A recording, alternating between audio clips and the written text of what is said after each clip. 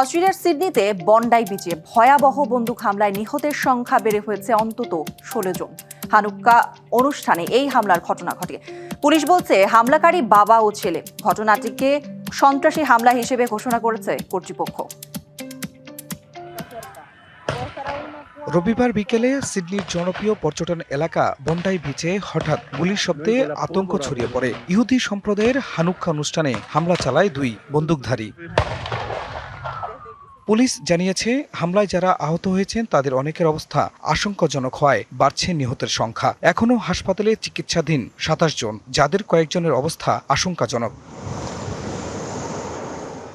স্থানীয় গণমাধ্যম হামলাকারীদের পরিচয় প্রকাশ করেছে। তারা হলেন সাজিদ আকরাম এবং তার ছেলে নাবিদ আকরাম। প্রতিবেদনে বলা হয়েছে হামলাকারীরা তথাকথিত ইসলামিক স্টেট গোষ্ঠীর প্রতি আনুগত্য প্রকাশ করেছিল। তাদের গাড়ি থেকে আইএসের পতাকা উদ্ধারের কথাও জানানো হয়।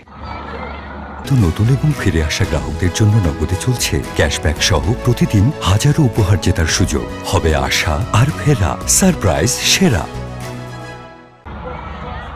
ঘটনাটিকে সন্ত্রাসী হামলা হিসেবে ঘোষণা করেছে অস্ট্রেলীয় কর্তৃপক্ষ। পুলিশ নিশ্চিত করেছে হামলার সময় সাজিদ আকরাম ঘটনাস্থলেই নিহত হন। হাসপাতালে চিকিৎসাধীন তার ছেলে নাবিদ। এটি একটি সন্ত্রাসী হামলা। আমরা সবকিছু তদন্ত করছি। তদন্ত শেষে এই হামলার কারণ জানা যাবে। ইহুদি সহ সবার নিরাপত্তা জোরদার করা হয়েছে। দেশটির প্রধানমন্ত্রী জানিয়েছেন কঠোর বন্দুক আইন প্রণয়ন করতে যাচ্ছে তার সরকার।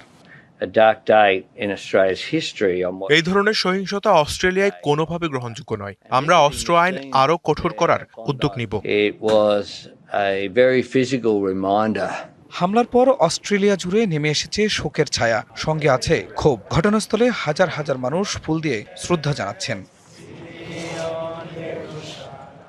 খান মোহাম্মদ মুকুল, ডিবিসি নিউজ ডেস্ক।